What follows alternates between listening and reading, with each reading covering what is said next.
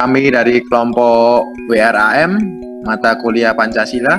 Di sini kami ingin mereview film dokumenter petani yang berjudul Muter Panguripan.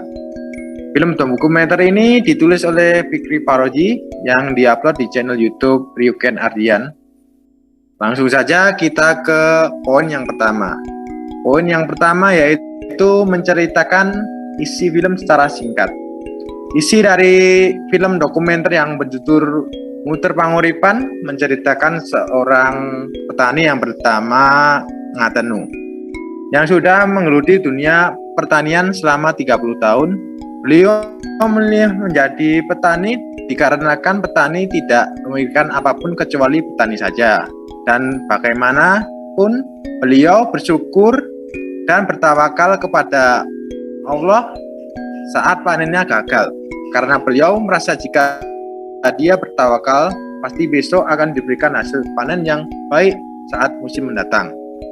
Untuk poin berikutnya akan disampaikan oleh rekan saya, Wira. Silakan. Oke, baik. Untuk poin kedua, mengaitkan isi film dengan nilai-nilai Pancasila. Untuk sila pertama, ketuhanan yang Maha Esa. Sila pertama ini, kegiatan bertani seperti Bapak yang ada di video tersebut menunjukkan rasa kepercayaan kepada Tuhan yang Maha Esa. Mempunyai rasa syukur dan nikmat kepada Tuhan telah melimpahkan panen para petani walaupun gagal panen. Tetapi para petani tetap mensyukuri apapun hasilnya. Bapak Ngatenu tawakal dengan hasil panen yang diolah.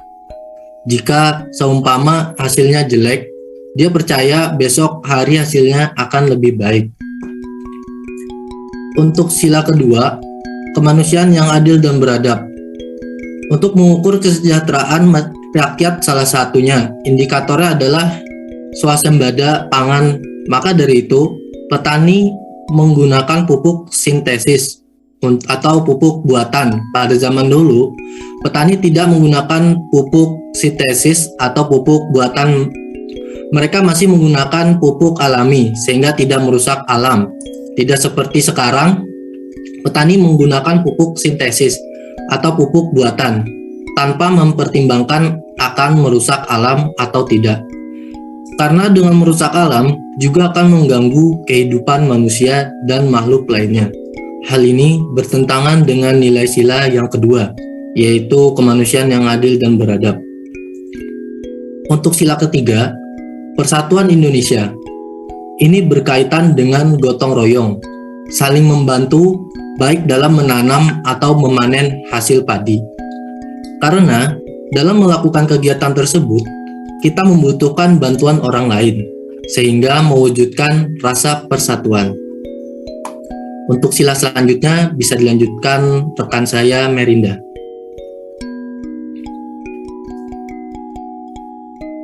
Oke, untuk sila keempat, kerakyatan yang dipimpin oleh hikmat kebijaksanaan dalam permusyawaratan perwakilan. Dalam sila keempat ini yaitu adanya peranan pemerintah dalam membangun pertanian desa. Misalnya membangun KUD sebagai aspirasi petani dan membantu petani dalam pembiayaan dan prasarana. Untuk sila kelima, keadilan sosial bagi seluruh rakyat Indonesia. Dalam pertanian saya memaknai sila tersebut sebagai keadilan bagi petani terkait kedaulatan benih, pupuk, dan pasar. Kebanyakan petani masih ketergantungan terhadap pupuk kimia dan racun sintesis, sedangkan benih yang berkualitas menjadi salah satu penentu hasil panen yang maksimal. Untuk poin 3, analisis kelompok mengenai kebijakan pemerintah terhadap kesejahteraan petani di Indonesia. Beberapa kebijakan pertanian agar petani sejahtera yang perlu dilakukan pemerintah secara terpadu atau terintegrasi antara lain kebijakan jadwal tanam, zonasi tanaman, dan bantuan atau subsidi biaya garap, saprodi atau alsintan, bantuan intensif, kebijakan jaminan harga, dan lain-lain. Pemerintah bisa menerapkan kebijakan berbagai subsidi dan bantuan agar target tadi tercapai. Siapkan penyuluh pendamping untuk mensupport mengawal untuk mengurangi tingkat kegagalan di lapangan. Support semua yang dibutuhkan petani mulai dari pupuk, bibit, dan jangan sampai petani telat. jadikan aturan agar petani mitra pemerintah wajib merawat tanaman dengan baik. Pemerintah wajib support dan kawal karena jika tidak, maka petani bisa gagal. Jika petani gagal, maka program pemerintah juga ikut gagal. Untuk poin 4, saya serahkan ke Amalia. Terima kasih atas waktunya. Selanjutnya, poin keempat. Memberikan analisis dan solusi seperti apa masa depan pertanian di Indonesia di tengah lahan yang makin lama makin habis dan anak muda Indonesia yang enggan bekerja di sektor pertanian. Indonesia disebut sebagai negara agraris karena sebagian besar penduduknya bermata pencaharian sebagai petani. Namun kenyataannya nasib petani di Indonesia masih jauh dari kata sejahtera. Walaupun berada di daerah yang subur tanahnya, tetapi produksi dari hasil pertanian tersebut sebagian belum mampu untuk memenuhi berbagai kebutuhan petani. Tidak sedikit faktor yang mempengaruhi hal tersebut. Salah satunya yaitu kepemilikan lahan yang sempit serta harga jual yang rendah sehingga tidak menguntungkan bagi para petani. Kurangnya prospek kerja pada bidang pertanian mengakibatkan remaja sekarang tidak minat ke sektor pertanian. Solusi yang dapat kami berikan untuk permasalahan pertanian di Indonesia yaitu menanam dengan metode hidroponik.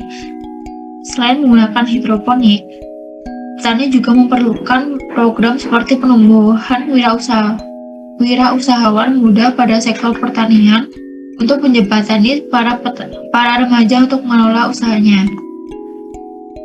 Sekian dari saya, kembali ke moderator. Baik, untuk rekan-rekan, bila ada yang mau menambahkan atau berpendapat, dipersilakan.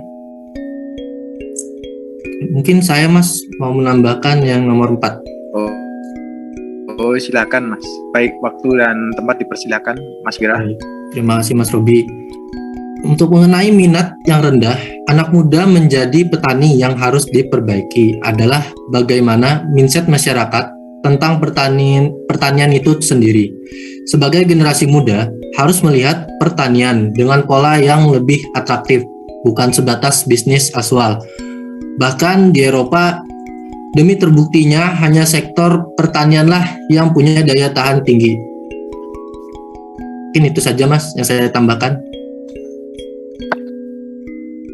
Mungkin anggota kelompok lain yang ingin menambahkan.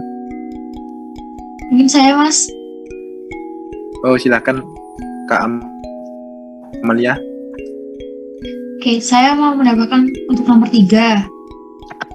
Itu pemerintah masih dirasa kurang dalam melakukan kebijakan untuk mensejahterakan petani. Hal ini dapat dilihat dari tingginya harga pupuk di kalangan petani dan rendahnya nilai jual hasil panen. Hal itu diperburuk dengan pemerintah yang melakukan impor komoditi bahan pokok pada saat petani melakukan panen, sehingga harga jual hasil panen anjlok atau menjadi rendah. Mungkin itu saja, Mas. Baik, terima kasih atas pendapatnya. Mungkin ada lagi? Atau udah cukup? Saya ingin menambahkan pendapat. Baik, waktu dipersilakan Kak Merida. Untuk pendapat dari saya, untuk merubah mindset para kalangan muda untuk berminat di sektor pertanian, pemerintah juga harus berikut andil untuk membangun sistem pertanian yang lebih bagus. Sehingga peran dalam pemerintah dan peran dalam kalangan muda itu sangat dibutuhkan untuk membangun pertanian yang lebih bagus. Begitu pendapat saya. Terima kasih, Mas. Baik, rekan-rekan semua, terima kasih atas argumentasinya. Mungkin cukup sekian dari kelompok kami, kurang lebihnya mohon maaf. Wassalamualaikum warahmatullahi wabarakatuh.